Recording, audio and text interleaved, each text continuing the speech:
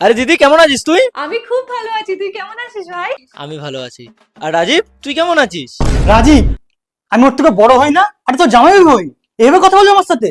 পালিয়ে গিয়ে বিয়ে করেছো, তার আবার সম্মান, যেটুখানি সম্মান দেওয়ার সেটুখানি সম্মান দিচ্ছি, আবার জামাই বাবু।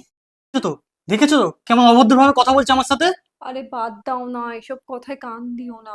এমনিতেই আমরা পালিয়ে গিয়ে বিয়ে করেছি, আমাদের এইটুকু সম্মানই প্রাপ্য, এর থেকে বেশি কিচ্ছু আশা করো না, একদম রাগ করো না তুমি। ঠিক আছে, ছাড়ো, বাদ দাও, চলো বসি আমরা গিয়ে।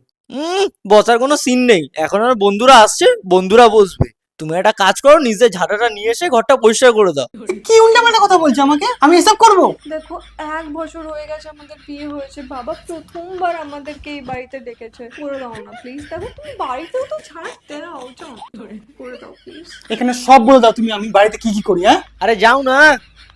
তোমার ভালোবেসে আমি শেষ হয়ে গেলাম।